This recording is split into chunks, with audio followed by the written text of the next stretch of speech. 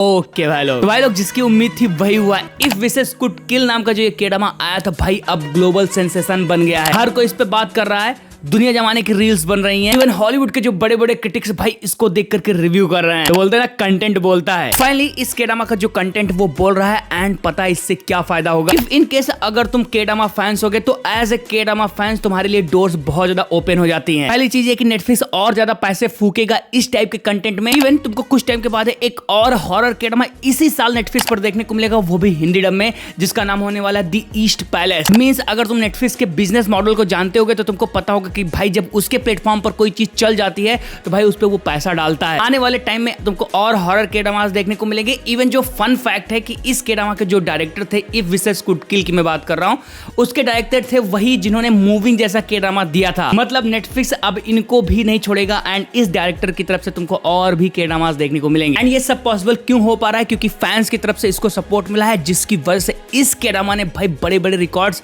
3 दिन के अंदर ही तोड़ दिए हैं। एंड उन पर ज्ञान देने से पहले बस आपसे एक छोटी सी रिक्वेस्ट है कि भाई तुम्हारे लिए मैं इतना मेहनत कर रहा हूं तो क्या कर रहे हो? फ्री में तुमको बस एक ही काम करना है, सब्सक्राइब कर लो, बिल्कुल फ्री है। जहां पर इसके डेटा की बात करें तो वो ऑफिशियली अवेलेबल नहीं है, बट जितनी इंफॉर्मेशन है उसके अकॉर्डिंग ये केडामा ऑलमोस्ट हर कंट्री में जहां पर नेटफ्लिक्स अवेलेबल है वहां पर भाई नंबर 1 पर ट्रेंड कर रहा है। बहुत कम ही केडामाज होते हैं दोस्त जो कि नेटफ्लिक्स इंडिया पर आते ही ट्रेंड कर जाते हैं नंबर 1 पोजीशन पर। इवन ब्लड हाउंड जैसा सीक्वल आया था, लेकिन वो ट्रेंड नहीं कर पाया था। 2 दिन के बाद टॉप 10 के अंदर आया था, फिर टॉप 5 के अंदर आया था। ब्लड हाउंड के सीजन 3 पर भी इसी वीडियो में बात करने वाले हैं आगे, लेकिन पहले बात करते हैं इस पे, जहां पर इस केडामा ने भाई सीधे ट्रॉमा कोड जैसे केडामा को पिछाड़ दिया है। माई डिवन की व्यूअरशिप को 3 दिन के अंदर तहस नहस कर दिया है। रिसेंट में अगर तुम कंपेयर करोगे तो वीक हीरो के सीजन 2 के व्यूअरशिप को 3 दिन के अंदर ब्रेक किया है। और अगर तुमको अभी लेटेस्ट एग्जांपल लेना है तो तुम पकड़ सकते हो भाई ब्लड हाउंड के सीजन 2 को। आई मीन इसके भी पीक व्यूअरशिप को इसने 1 से 2 दिन के अंदर ही पीछे छोड़ दिया है। साथ साथ अगर इसकी कंपैरिजन तुम All of Us Are Dead से भी करोगे तो कुछ कोरियन मीडिया आउटलेट्स की तरफ से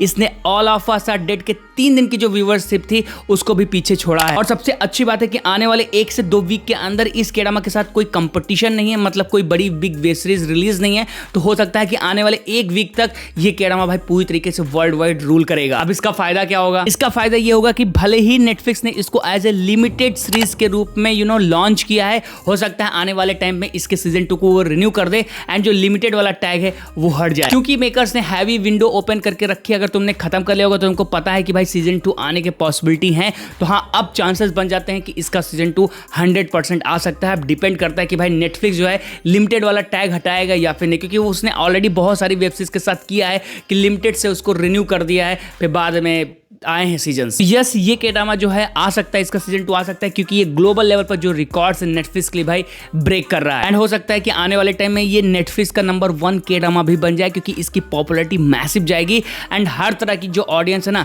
इस केडामा को नेटफ्लिक्स से देख रहे। तो बहुत कुछ हो सकता है, बहुत सारे केडामास को ये भाई आने वाले टाइम में, अगर इसका होल्ड अच्छा रहा, क्या मैटर करता है होल्ड, अगर इसका होल्ड तगड़ा रहा तो आने वाले टाइम में भाई ये बहुत सारे केडामास के रिकॉर्ड तोड़ने वाले, जिसकी मैं तुमको अपडेट देते रहूंगा। लेकिन होल्ड से याद है, अगर बात करें वीक हीरो के सीजन 2 की, तो देखो सीजन 2 की जो व्यूअरशिप थी स्टार्टिंग के जो 2 वीक गए हैं काफी ताबड़तोड़ गई है। लेकिन अगर रिन्यूअल की बात करते हो तो वहां पर आता है भाई hold, and unfortunate as compare to season 1 जो इसकी होल्ड है वो उतनी ज्यादा बेटर नहीं है। व्यूअरशिप डेफिनेटली इसको पीक वाले मिले हैं, लेकिन जो होल्ड बननी चाहिए थी ना कि बॉक्स ऑफिस पे भाई कलेक्शन फाड़ के कर रहा है, वहां पर ये केडामा भाई मंडे टेस्ट फेल कर गया। स्टिल बहुत सारी कंट्रीज के टॉप 10 वाली लिस्ट से ये बाहर हो चुका है, बट अभी बहुत सारी कंट्रीज में है। स्पेशली अगर मैं अपने इंडिया की बात करूं तो यहाँ पर अभी भी ये टॉप 10 में है, भले ही टॉप 5 से बाहर आ गया। लोग अभी भी इसको देख रहे हैं, एंड आने वाले 2 वीक तक अगर ये होल्ड जमा के रखा अपना तो हाँ, नेटफ्लिक्स इसको रिन्यू जरूर करेगा, क्योंकि उनके पास कोई ऑप्शन नहीं बचता है। इवन तुमको एक और गुड न्यूज देता हूं कि आने वाले